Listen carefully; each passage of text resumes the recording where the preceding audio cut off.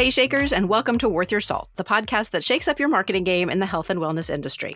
We're your hosts. I'm Jennifer Oraqua. And I'm Chrissy Oliverson. Join us as we dive into the trends, tools, and resources for not only fitness and nutrition companies, but also for organizations that focus on overall physical and mental health and appearance.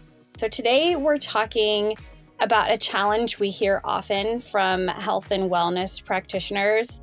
And that's the complaint that we're doing everything we can think of and we are still not growing. It's a very common complaint.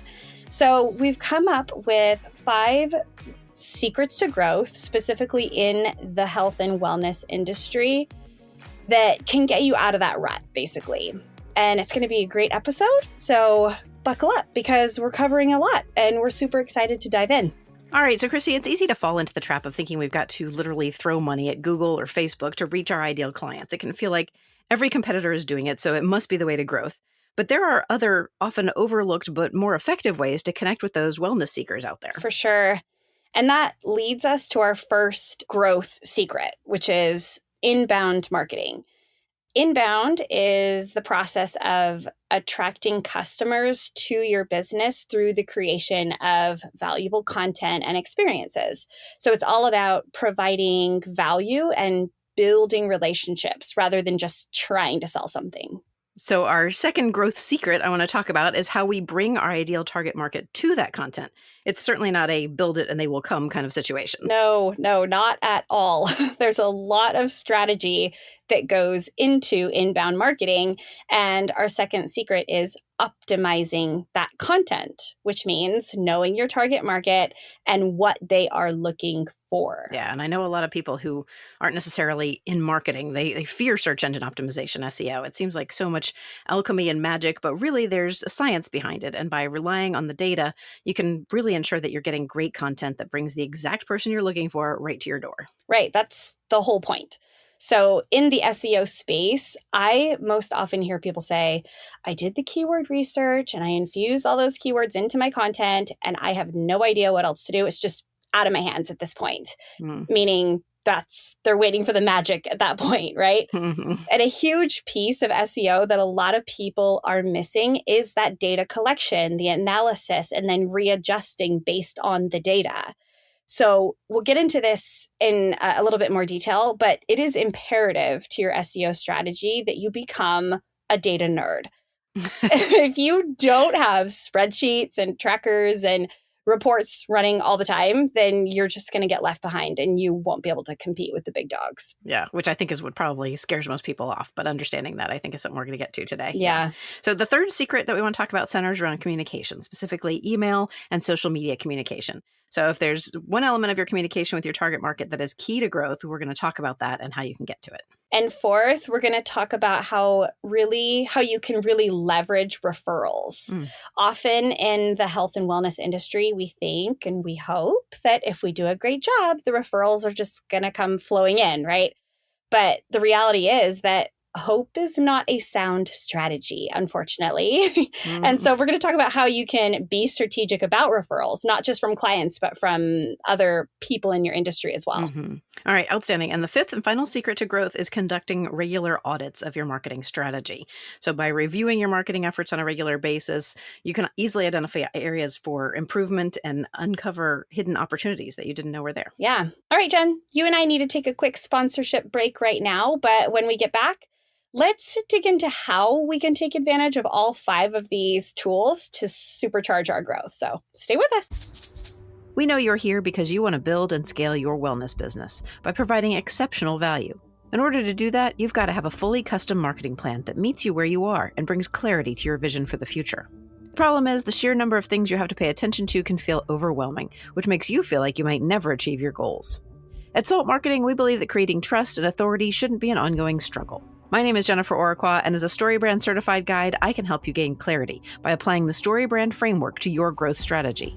Today, I'd love for you to get started with a marketing plan you can feel confident in. Head over to saltmarketing.co and take our 10-minute assessment. You'll get a free customized marketing plan that'll generate more revenue for your business. Visit us at saltmarketing.co to get your plan today. All right, we're back here on the Worth Your Salt podcast. And joining us today on our episode are two more members of the Salt marketing team. Taylor Perry is our content strategy lead, and Jacob Mowry is Salt's lead brand strategist. We're so glad to have you both here with us. Yeah, I'm super excited to do this with you guys. Thank you so much for having me. Yep, totally agree. Really excited to be here. Awesome. We're excited to have you guys. So we're sharing 5 growth hacks, which to be honest aren't hacks. They're just solid strategy and good marketing practice, right? So we tell this to every single client when we begin working with them. The first secret to growth in the health and wellness industry is creating valuable content. It is an absolute must. And Taylor, I know that you have a lot of thoughts on content. Yes, I do. Honestly, every health and wellness practitioner literally has a wealth of knowledge. And just by simply sharing that insight, we can attract and retain new clients. And I know we do get asked quite a bit if it matters what specialty we're looking at. But the answer to that is whether you're a nutritionist, you're a gym owner, yoga instructor, massage therapist. No matter what it is, you have expertise that your clients are looking for. So by creating valuable content like blog posts, videos, podcasts, you can attract new clients and build a relationship with them that helps keep them coming back to you again and again. You create it once, they keep coming. Honestly, that's the beauty of inbound. Yeah, it can definitely be tough, though, to get that knowledge out of your head and into a format that those inbound wellness seekers can consume. And even more difficult if you're doing it like we recommend with a consistent cadence. Yeah, absolutely. So your tip for inbound growth is developing a content calendar. And at Salt, we recommend building out a plan, working 4 to 6 weeks ahead of your actual content development. Write out that content brief, know what keywords you're targeting, and just be sure that every content piece is adding value to your relationship with your clients. So this way, with your content plan in hand, when you sit down to create, you're not just staring at some blank page wondering what to do. You have a plan. Yes, planning is absolutely everything. And really, that's where SEO comes in, which is our second growth strategy. SEO just does not happen on its own. It requires a lot of research and planning and tracking, like we talked about earlier. So you have to set that time aside and do it right in order to even compete.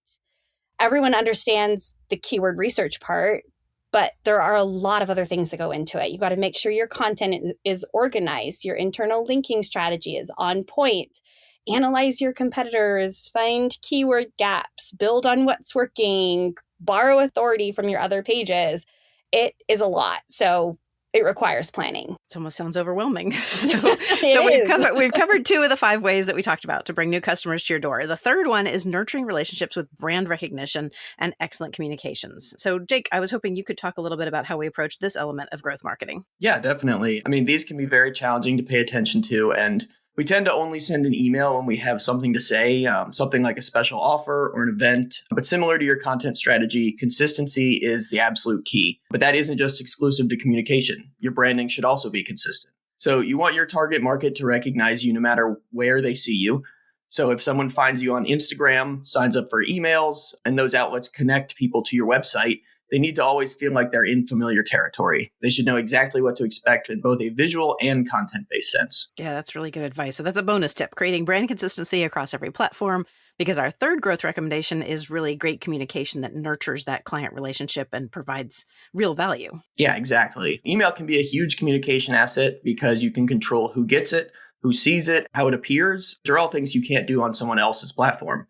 Emails should be designed consistently each week. And yes, I did say each week, with an instantly recognizable header that's in your brand voice.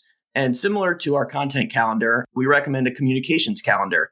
This will allow you to design what goes into every email, whether that's your latest article, links to social posts, partner highlights, or truly whatever you want to get out into the world. You'll be ready in advance. All you'll need to do is fill in the blanks. Yeah, those are outstanding tools. I do want to talk a little bit about referrals. Like we mentioned in the last segment, we all know that referrals are a great way to grow the business. And you might be incentivizing referrals by providing discounts or something along those lines. But we like to think of referrals as something that should be cultivated from someone's very first interaction with you. Yeah. And remember that referrals aren't just for customers, right? If you're connected to other health and wellness practitioners who obviously don't do the exact same thing as you can see if you can refer clients to one another. So, for example, if you teach yoga classes, maybe you can refer them to a chiropractor, or if you're a chiropractor, you can refer over to a med spa. Making these kinds of connections can really be a huge thing for a business. Exactly. And if you haven't read, there's a book called Never Lose a Customer Again, which is by an author named Joey Coleman. And he offers up this fantastic 8-part framework for customer service and retention that I would highly recommend. And it really sets up the customer for those referrals from day one when they first get to know you. So at Salt, we even recommend before someone's a client, setting up that relationship for success by providing those valuable resources and building trust.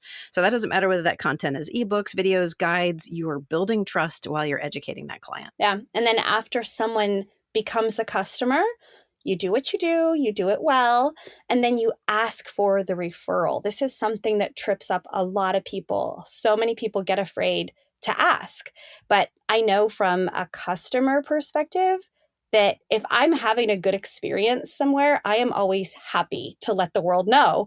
The problem is I just don't think about it in the moment because I have a million other things going on, right? But if someone asked me, I would get right on it. So obviously things like incentives will help. But if you just ask if people are willing to share, you might be surprised by the reaction that you would get. For sure. And after you get that referral, don't forget to thank that person. That can come in a variety of ways, but I am really honestly most fond of a simple handwritten card. You can throw in a $5 gift card if you want, but so few companies take the time to send actual snail mail these days, much less a handwritten note, that this technique really stands out.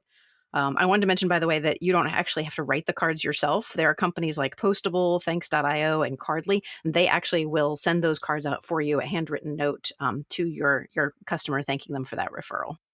So Jake and Taylor, thank you so much for joining us on today's episode. I know we're going to be talking more on future episodes. Your insight is so incredibly valuable. Yeah, of course. I enjoyed being here, and I look forward to being on again in the future. Yeah, guys, this was awesome. Thank you so much for having me on, and I am looking forward to more episodes.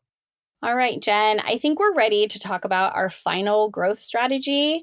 And I want to get into how to conduct an audit to really understand what you're doing right and where you can find opportunities for growth. But before we do that, it's time for another quick break. So we will be right back after this. You're listening to the Worth Your Salt podcast, and today we're sharing 5 growth tips that you can put to work in your health and wellness business.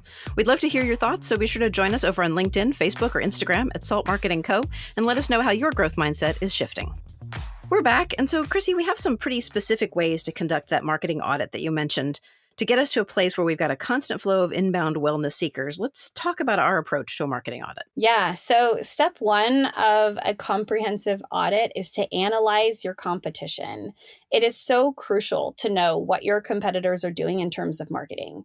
So analyze their tactics, their strategies, and messaging to figure out if there's any gaps in the market that you can fill and exploit. Yeah, that's a solid start for sure. And the next thing you want to do is evaluate your target audience to determine if there are any untapped segments you could be targeting. So look at demographic data, online behavior, purchasing habits to identify new opportunities to reach those people. Think about who already has your audience and the ways that you might connect with or partner with them to better serve those customers. Yeah, that's a really helpful tip. And finally, we want to assess your current marketing efforts. Start by analyzing what you're doing to determine what's working and what's not. This might include reviewing your website, your social media channels, any email campaigns, ads, and the metrics that you're going to be looking for when you're doing this are things like engagement rates, conversion rates. Customer feedback, if you have it, is a huge one, can be super valuable. All that information is going to help you get a better grip on what's working and what is not working. And we didn't name our podcast Worth Your Salt for nothing. We strongly believe that return on investment, ROI, and metrics play a crucial role in a marketing audit. So by analyzing metrics like conversion rates and customer acquisition costs and even customer lifetime value, we can determine the effectiveness of your marketing efforts and use that data to identify areas to improve your ROI and make your marketing efforts more efficient. Yeah. And one other thing we could mention here is it's important to consider the entire customer journey. Sometimes it can be easy to get caught in the weeds, but you want to be thinking about your customer from their initial awareness all the way to a post-purchase follow-up that you might have. Are there any touch points that are missing or that can be improved upon? A lot of times we send ourselves through our own customer journeys just to check functionality, gaps, branding, all that good stuff. Yeah, absolutely. But don't feel like you have to go it alone. Well, that's all we have time for today. Salt Marketing focuses solely on the health and wellness industry, and we can help you take a critical look at what you're doing and help you find opportunities for growth. And of course, everything we're talking about today is also over on our blog at saltmarketing.co. Thanks for joining us for this week's episode of Worth Your Salt. Don't forget that a new episode drops every Thursday, and you can make sure that you never miss an episode by subscribing at saltmarketing.co/worthyoursalt. And of course, we would love to hear from you. Drop us a line by emailing us, grow@saltmarketing.co. Finally, leave us a review or give the show a handful of stars wherever you get your content. That's all for this episode of Worth Your Salt. Let's get out there and shake things up.